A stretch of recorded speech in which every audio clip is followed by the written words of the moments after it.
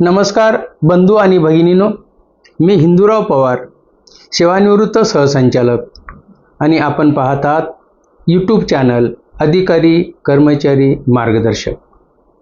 हा 6वा व्हिडिओ आहे। या अगोदरच्या 5 व्हिडिओमधील 4 आणि 5 क्रमांकाचा जो काही व्हिडिओ आहे तो महाराष्ट्र नागरी सेवा वर्तणूक नियम, त्यामधील नियम 3 म्हणजे कोणत्या गोष्टी शासकीय अधिकारी कर्मचाऱ्यांनी करायला पाहिजेत याबाबत आपण माहिती घेतली। आजचा 6वा व्हिडिओ जो आहे तो महाराष्ट्र नागरी सेवा वर्तणूक नियम 1979 त्यातला नियम क्रमांक 4 आणि 5। तर याच्यामध्ये आपण शासकीय अधिकारी कर्मचाऱ्यांनी काय करायला पाहिजे या संदर्भातल्या सूचना आहेत। आता पहिली बाब अशी की जवळच्या नातेवाईकांना कंपन्यामध्ये किंवा भागीदारी संस्थेमध्ये नियुक्ती करणे हा नियम आहे। याच्याबद्दल आपण माहिती घेणार आहोत। कोणत्याही कर्मचाऱ्याने एखाद्या कंपनीमध्ये भागीदारी संस्थेमध्ये आपल्या कुटुंबियांना नोकरी देण्यासाठी किंवा नोकरी मिळवण्यासाठी आपल्या पदाचा वापर किंवा वसिला लावू नये अशी स्पष्ट तरतूद या नियमात दिलेली आहे।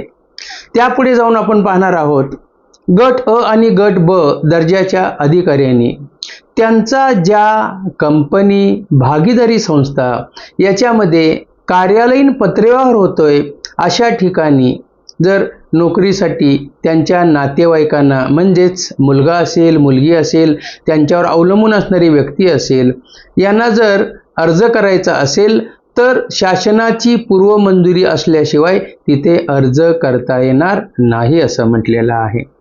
पण बऱ्याच वेळेला मंजुरीची वाट बघणं शक्य नसतं किंवा रुजू होणं लवकर गरजेचं असतं। अशा वेळेला कार्योत्तर मंजुरी घेणं आवश्यक आहे। पण बऱ्याच वेळेला कार्योत्तर मंजुरी जर मिळाली नाही तर मात्र नोकरीला मुकावं लागतं, हेही तिथं दिलेलं आहे।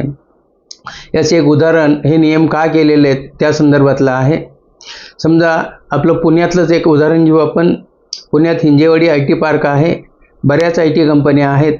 तिथं एक अशी IT कंपनी आहे, त्या IT कंपनीचा जागेवरचा रेव्हेन्यू विभागाशी वाद चालू आहे। त्यांचा कार्यालयीन पत्रव्यवहार होतो आहे आणि दरम्यान त्या कंपनीची पदभरतीची जाहिरात आली तर महसूल विभागातले तहसीलदार असतील, प्रांत असतील यांच्या नातेवाईकांना म्हणजे मुलाला मुलीला त्यांच्यावर अवलंबून असलेल्या व्यक्तीला या कंपनीमध्ये नोकरीसाठी अर्ज करताना शासनाची पूर्व मंजुरी लागते। आता हे का केलंय तर जर समजा एखादा नातेवाईक त्या IT कंपनीत जर रुजू झाला तर मात्र ती कंपनी म्हणेल तुझे नातेवाईक जे आहेत उदाहरणार्थ तहसीलदार साहेब असतील, प्रांत साहेब असतील त्यांच्याकडे जा आणि आपले जे काही प्रस्ताव आहेत त्या त्रुटी आहेत पण त्या अगदी किरकोळ असल्यामुळे तू मंजूर करून आण वगैरे असे सांगू शकतात। आणि ह्या जर त्रुटी बाजूला ठेवून जर मंजुरी दिली तर मात्र शासनाचं आर्थिक नुकसानही होऊ शकतं। तर याच्यासाठी आपणाला हा नियम केलेला आहे। अर्थात ज्या कंपन्यांशी ज्या भागीदारी संस्थेशी आपला कार्यालयीन पत्रव्यवहार होत नाही तिथं हा नियम लागू होत नाही हे लक्षात घ्यायचं आहे। या पुढचा आपण नियम बघतोय राजकारण आणि निवडणुका यामध्ये भाग घेणे हा आहे नियम क्रमांक 5।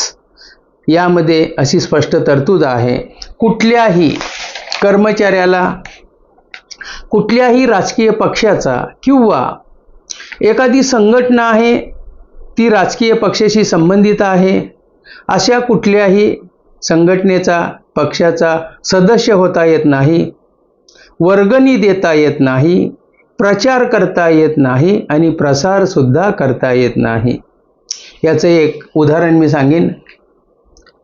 एका डिपार्टमेंटचा एक अधीक्षक नावाचा अधिकारी रविवारी घरी बसल्या बसल्या त्याने एक जाहिरात बघितली आणि ऐकली, मिस कॉल द्या आणि सभासद व्हा. त्याला असं वाटलं सगळेच राजकारणी काही खरं बोलत असतील असं नाही, तर आपण बघूया. आणि मिस कॉल दिला आणि त्या अधीक्षकांना त्या पक्षाचं ऑनलाईन सभासदाचं प्रमाणपत्र मिळालं. दुसऱ्या दिवशी सकाळी ऑफिसमध्ये गेल्यानंतर कर्मचाऱ्यांना त्यांनी सांगितलं की राजकारणी आपण म्हणतो, पण राजकारणी सगळे खरं बोलतात. काल असं झालं, मी मिस कॉल दिला आणि मी त्या पक्षाचा सभासद झालो. आता ही बाब काही कर्मचाऱ्यांनी वरिष्ठांना तक्रार अर्जाने कळवली आणि त्यांच्यावरती, त्या अधीक्षकावरती शिस्तभंगाची कारवाई झाली. हे लक्षात घ्यायचं आहे. त्याच्यासाठी आपणाला हे सगळे नियम पाळणं फार गरजेचं आहे.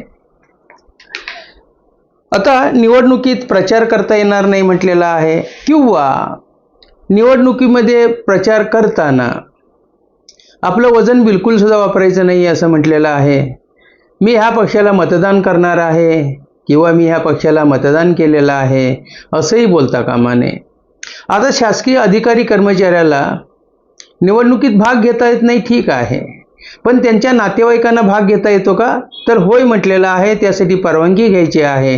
पण परवानगी घेतल्यानंतर नातेवाईक जर उभा असेल निवडणुकीसाठी, तर मात्र आपल्या ऑफिसमध्ये किंवा आपल्या संपर्कात असलेल्या कुणाला आहे, माझी नातेवाईक अशी अशी ह्या पक्षातर्फे उमेदवारी मिळालेली आहे, आपण सर्वांनी त्यांना मत द्या वगैरे, असं बिलकुल सुद्धा कुणालाही सांगता येणार नाही. आपल्या वाहनावरती, आपल्या शरीरावरती, आपल्या दरवाज्यावरती किंवा आपल्या बंगल्याच्या गेटवरती कुठेही पक्षाचं चिन्ह लावता येणार नाही असं म्हटलेलं आहे. आपले नातेवाईक ज्या वेळेला निवडणुकीला उभे असतात, त्यांच्या जे काही प्रचार सभा वगैरे चालू असतात, त्या प्रचार सभेला सुद्धा त्या संबंधित अधिकारी कर्मचाऱ्याला जाता येत नाही. प्रेक्षक म्हणून लांब उभे राहून ते सभा पाहू शकतात, सभेतली भाषणं ऐकू शकतात असं नमूद केलेलं आहे, पण आपणाला प्रत्यक्ष भाग घेता येत नाही.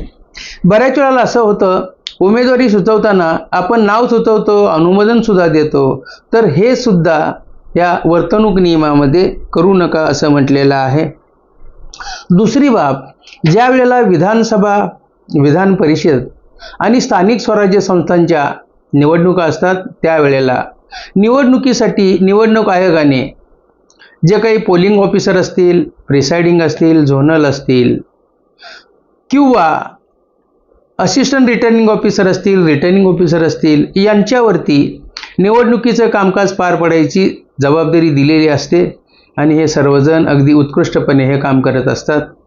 पण यांनी निवडणुकीचं काम केलं म्हणून वर्तणूक नियम 5चं उल्लंघन केलं असं म्हणता येणार नाही असं शासनाने स्पष्ट केलेलं आहे.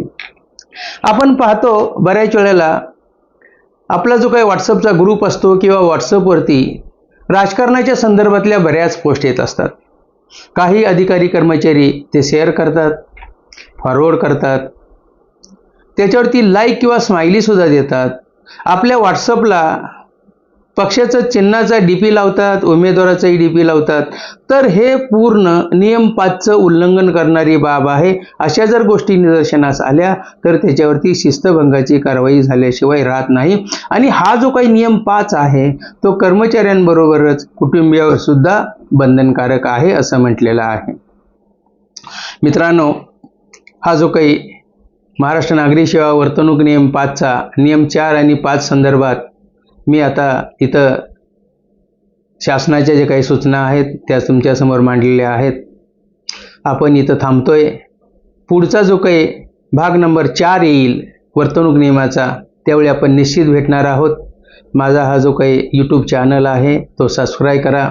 माझ्या व्हिडिओला लाईक करा, शेअर करा, फॉरवर्ड करा आणि तुम्हाला जर आवडला असेल तर तो मला कॉमेंट करा. धन्यवाद.